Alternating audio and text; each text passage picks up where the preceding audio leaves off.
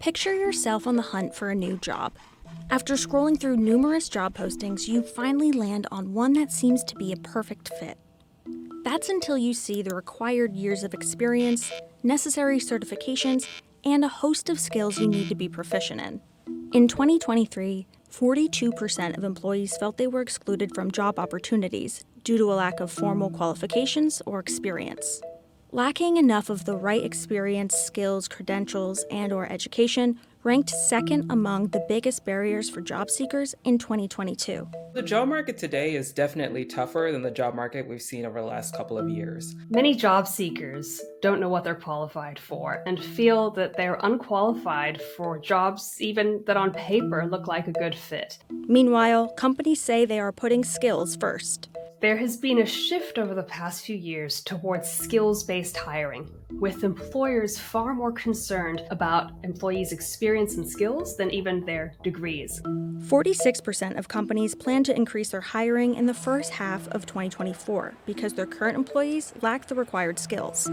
79% of workers and hiring managers said that skills, experience, and past accomplishments are more valuable than credentials and education. I think right now we see businesses working together and trying to identify what are the skills that are really necessary to do the jobs for which they're hiring today, and to be able to predict the jobs that they will be hiring for in the coming months and years.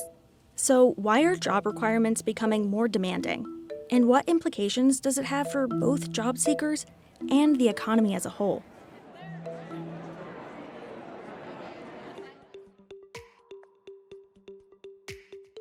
The U.S. labor market has cooled in recent months because overall economic activity has cooled. We had a big bout of inflation, and the Fed raised interest rates to slow down the economy to allow supply to catch up. As a result, the labor market has slowed down as well.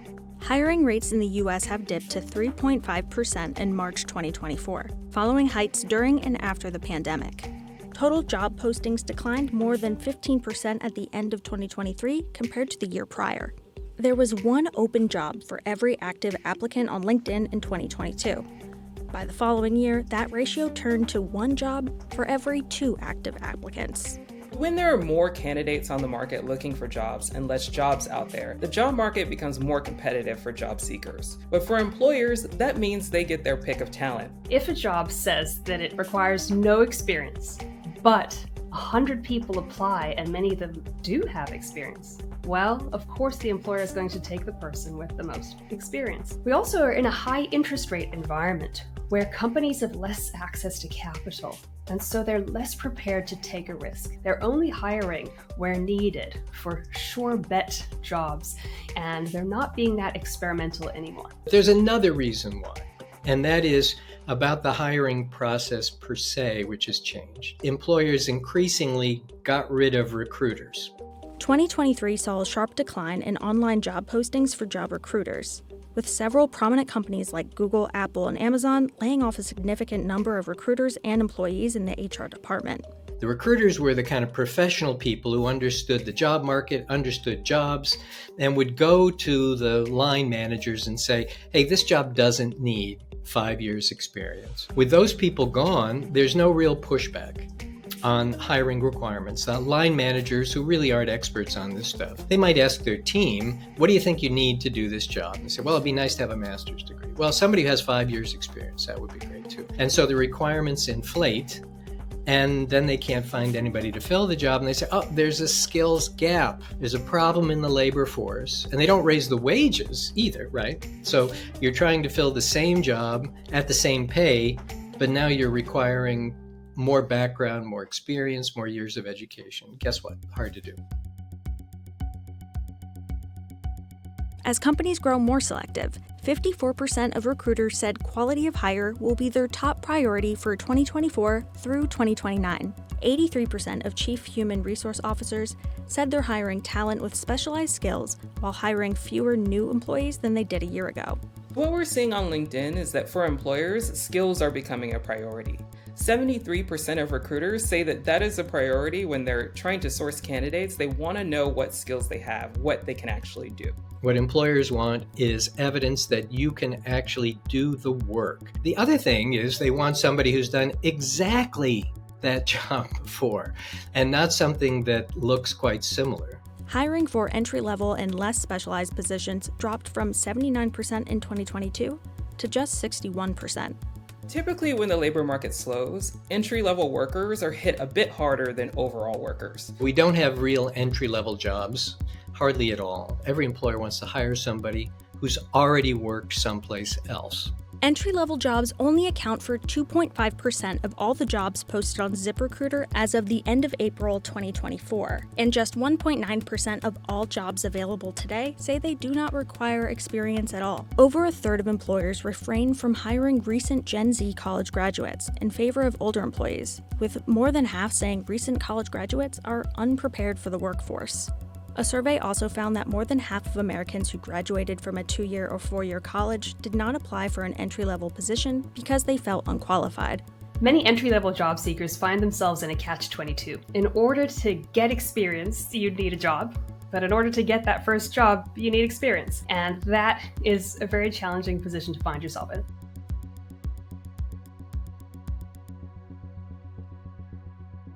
"57% of general job seekers between 2020 and 2022 also said that a lack of skills or training prevented them from applying for a job they wanted. 84% of unemployed workers said they are interested in more opportunities to learn more skills. The United States does not have a robust system that enables us to support the kind of upskilling and training that workers need throughout their career in order to advance. The federal government spends very little and has little control over education and on training too. There are some pretty big training programs the federal government pays for, but it's not really where the action is. It's state and local governments. And those have been squeezed, and in many states, they're squeezing everything down, less and less spending. OECD countries on average spent 0.11% of their GDP on training their workers in 2021.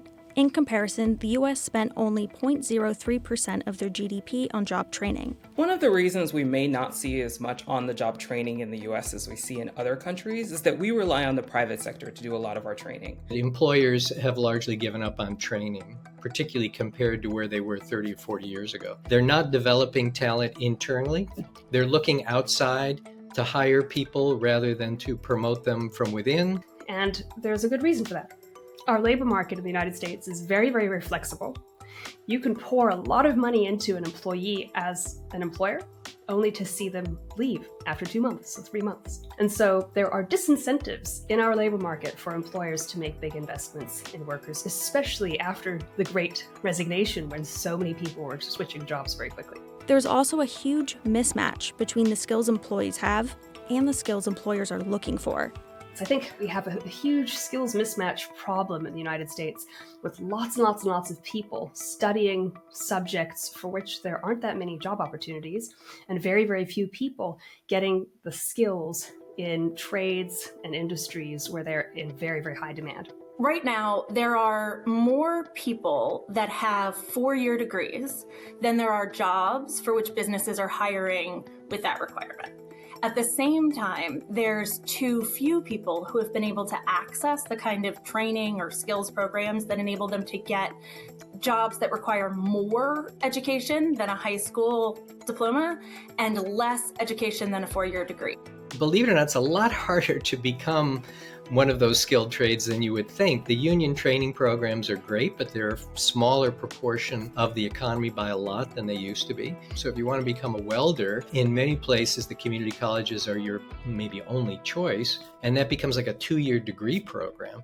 Community colleges don't, we think, cost that much, but if you don't have the money to pay for it, it's a burden. Jobs that require skills training are really the backbone of the economy. We saw this during the pandemic. We see it today still with transportation and the supply chain. And the businesses that hire these workers are creating jobs in our community and are really growing local economies. It could cost the U.S. as much as $975 billion by 2028 if upskilling doesn't catch up with the demand in the workplace. In order to keep having rising standards of living in the US, we need to do 2 things. We need to be productive, and we need to maintain our competitive edge in the global economy. In order to do that, it's important for workers to upskill and be able to adopt all the new technologies that are available in order to help us stay competitive and be productive.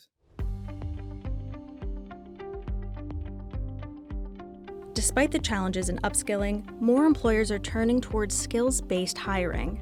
A study from 2023 found that more than half of employers use pre-employment assessments to test their job applicants' skills, knowledge, and abilities, with 79% of HR professionals saying those scores are just as important, if not more important, than traditional hiring tools like resumes and interviews. Skills-based hiring is when employers consider candidates based on what they can do and not necessarily their pedigree or degree credentials. Idea is simply, could we go back to just figure out what skills you need and then see whether people are actually have those skills and hire for the skills? The biggest impact can be seen in the rise of jobs that require no degrees. Major companies like Walmart and IBM have publicly announced their intention to hire more workers without a degree.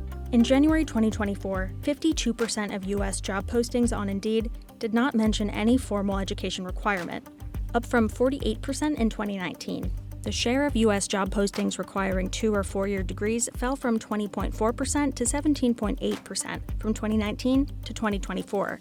For reference, just 46.6% of Americans have an associate's, bachelor's, graduate, or professional degree as of 2022. We're seeing businesses removing degree requirements in a hope of expanding the pool of workers from which they can hire. Skills-based hiring has shown to be effective in reducing mishires, as well as cost and time to hire, while increasing employee retention by 89%. 86% of candidates also said that skills-based hiring helped them secure their dream job. But whether it actually makes a long-lasting impact is up to debate. A study from 2024 found that only 37% of companies that had increased their share of workers hired without a BA degree by nearly 20% made lasting changes to their hiring. In 2023, skills-based hiring provided new opportunities for less than 1 in 700 hires. It takes time for a culture shift like that to funnel through the organization to every single hiring manager. So the top of an organization may choose one thing, but the actual hiring manager and interviewers and recruiters may still be doing something different. Experts say solving the issue of upskilling in the U.S. requires the role of policy. It should be a public policy concern because we have lots of young people who are skilled and ambitious and want to do things and can't crack that ceiling. And we have employers who frankly are making mistakes. They're just churning through people at sort of lower level jobs rather than trying to get somebody and develop them and hang on to them for a little bit. And they don't need to be huge economic shifts in how we're spending dollars. It needs to be relatively small investments that help companies come together and have conversations about how folks within one metro area or one rural part of a state are going to be training and developing the kind of workers that they need. For current job seekers, there are several ways to prepare their applications to better suit the needs of current employers. I think the advice on this is not new, and the advice is what employers want to see is, have you done this work before, right? And so that means, can I find any situation where I can do this work, even if I'm volunteering someplace or getting an internship that looks exactly like the kind of work I want to do? And if I can do that, my odds on being able to get a job are just much better. Increasingly, there are lots and lots of cheap, affordable, convenient, accessible online training programs, many of which have a large practical component. There are also freelancer platforms where you can get experience doing certain jobs. You can often get jobs just by being the cheapest candidate. And sometimes it's worthwhile doing that to build up that experience and get good reviews. So don't feel out of hope. There are ways to gain skills, credentials, and experience that can be affordable and convenient.